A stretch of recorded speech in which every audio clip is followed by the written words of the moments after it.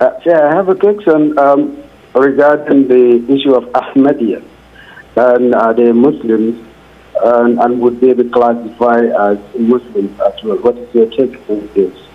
Ahmadiyya and the Qadianiyya, the consensus, not my opinion, the consensus of all schools of thought and all forums of Muslim scholars worldwide take them out of the fold of Islam because they do not relate to Islam. Though they want to be relating to Islam because they have a different religion, they even have a messenger after the Prophet ﷺ, and this by itself is an act of apostasy when you claim that there is a prophet after our Prophet Muhammad ﷺ and a messenger, and they distort the whole religion. So this is the consensus of all Muslims. No Muslim had ever said that they are Muslims as well. The Ahmadiyya and the Qadianiyya are all disbelievers. Razi from Canada. Assalamu alaikum, Sheikh. How are you? Alaikum assalam wa barakatuh. So my question was that yesterday you said that Ahmadi do not pray, fast, and don't perform Hajj.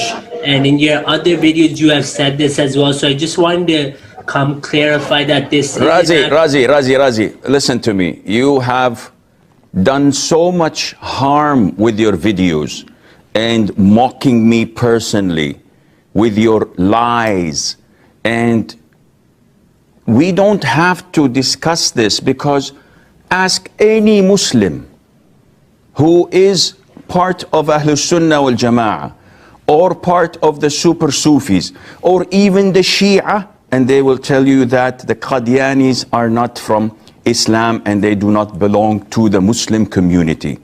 So it doesn't matter to me whether you're a Jew or a Christian. It's the same. So I don't think that it is proper to leave the platform to you to express any more lies than what you have done in the past. Razi from Canada, we've discontinued that call because I, in the past, used to entertain his calls on the show, and so many Muslims, may Allah bless them, came to me through emails telling me that this guy is a devout Qadiani and he's like their public relations, and he has made videos against me about drinking beer and making fun of the Sheikh that he drinks beer. And I saw some of his lies and I got to know where this guy is coming from.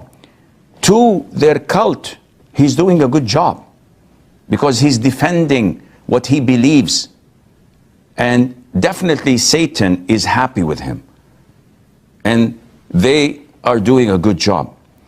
What hurts most is that we need dedicated people like this among the Muslims who dedicate their lives, their times, and their efforts to propagate Islam, real Islam, from the Qur'an and the Sunnah.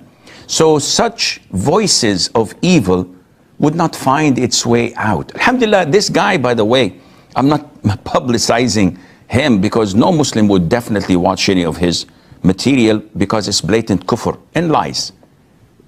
And all the materials of Qadianis, Baha'is, etc., they're all not related to Islam. Don't ask me, ask any major scholar in Islam about them. Ask the committees of the World Muslim League by itself, and you will find that they say they're out of the fold of Islam. Go to the Azhar, go to universities all over the Muslim world. I'm talking about a 1.7 billion. These guys are financed by the Brits. And their cult was created so that they would curb the jihad, the concept of jihad, and resisting the conqueror, the white-skinned Brits, the English army. And they made it part of their religion to submit to their orders and to bow to them and to make them, use them as steps to put their feet on. So this is why it was created. And till date, they have great, huge support everywhere. Anyhow, they are a minority. I don't think there may be like 300 or 400,000 individuals in the whole world. Nevertheless, they're not related to Islam. But I do invite the Muslims from Ahlul Sunnah wal Jama'ah to gear up and to do whatever they can to devote themselves, dedicate themselves for the Qur'an and the Sunnah according to the manhaj of the Salaf, of the three favorite generations, so that they would open the eyes that are closed and shed the light in these times of darkness to guide the people, inshaAllah.